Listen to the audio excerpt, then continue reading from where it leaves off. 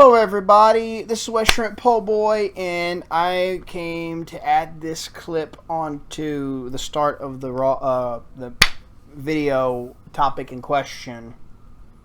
That's actually in this video. You're obviously going to see that I re-uploaded this, but under a different title.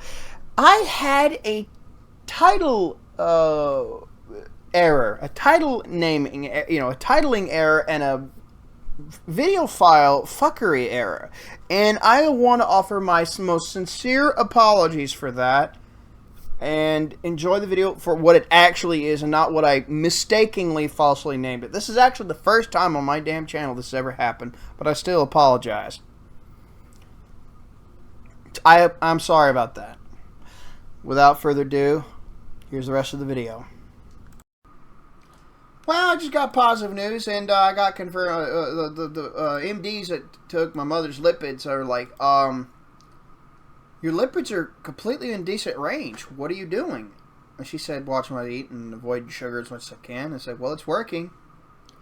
And I told her, I said, you start avoiding all that sugar, your lipids will start gradually oscillating down or start lowering down to the lipoproteins that will start lowering to the normal levels because you're not glycating the fuck out of yourself internally.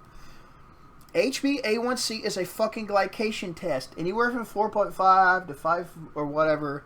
I forgot the exact numbers of the normal range. Exactly.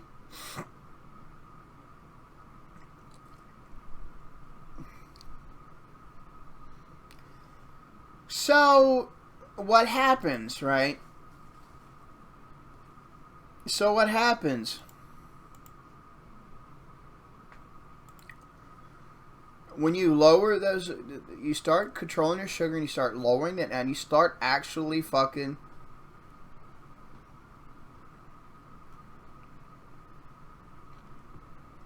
start actually doing that. You start lowering your fucking lipid profiles because you're not glycating yourself. You're not inflaming yourself due to inducing the Randle cycle by mixing sugar and fat or just taking a fuck ton of sugar.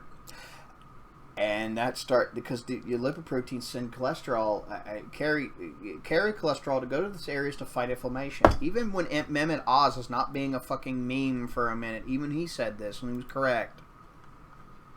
Surprisingly, because that dude's I got a lot to say about him. He makes integrative medicine as a research field look like fucking AIDS. Don't get me goddamn started, folks. Don't get me started!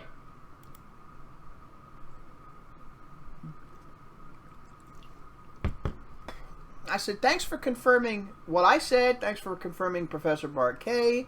Heart, respiratory, general exercise, general human and exercise pathophysiology, nutrition researcher, professor, statistician, Harry Serpanos, I believe, is a computer scientist that learned all this shit and is now an active biohacker. Dr. Kendi Berry, a medical doctor that actually, a physician, I think, who started practicing, learned about nutrition on it. Miss Pim Jansen, Miss Pim Jansen, Miss Mary Ruddick, Miss Judy Cho,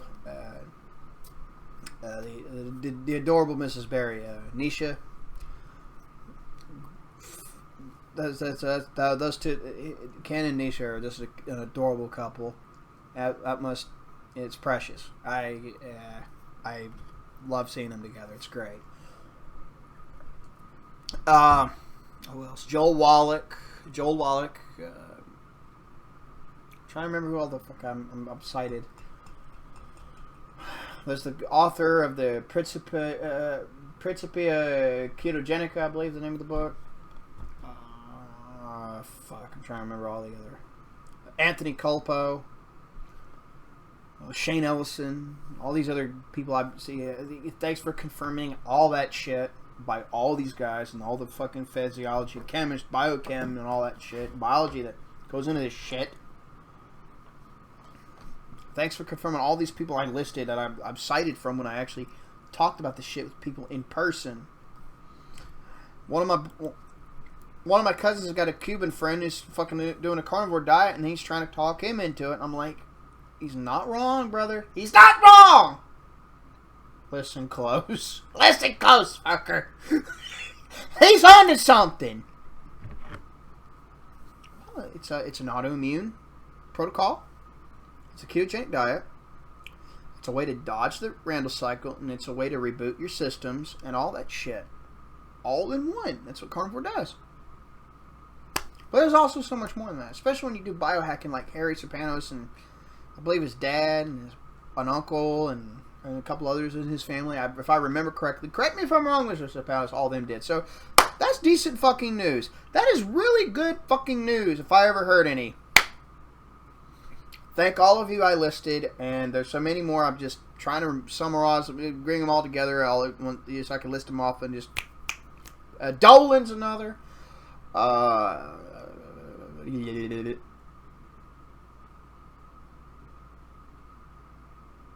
trying to remember. There's the ones I cite the most.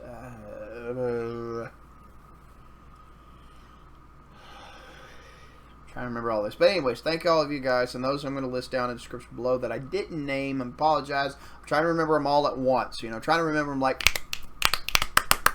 You know, I'm trying to rapid fire say the names, but sorry, I didn't list you. Check all these people out. I mean, fuck. And I also remembered all the fucking times that my dad would be put on statins, but his lipids would go fucking up, and when he would eat fruit and candy bars, same damn way. He would eat fruits, it would impact him the same way. If he ate candy bars a different time, he would affect him the same way, and his lipids would go up.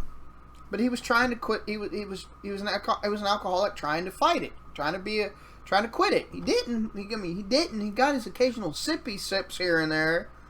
Any alcoholic that's drank for decades will do, you know. He quit drinking like he did. Let's put it that way. But when he didn't drink, and I know when he didn't drink, because when you don't drink at all, you start going for the sweets and the fruits and the candy and all that shit. All satisfy sweet tooth. You stop drinking, it happens. So, you know, so yeah, it's really good news. And I'm almost convinced if I knew a thousandth of the shit I know now, and I've learned for the last 2-3 years, I could have given my dad at least that much time left, that many more years. I could have helped him get at least that many more years. I'd be willing to bet a couple pennies on it. In fact, I got them right here.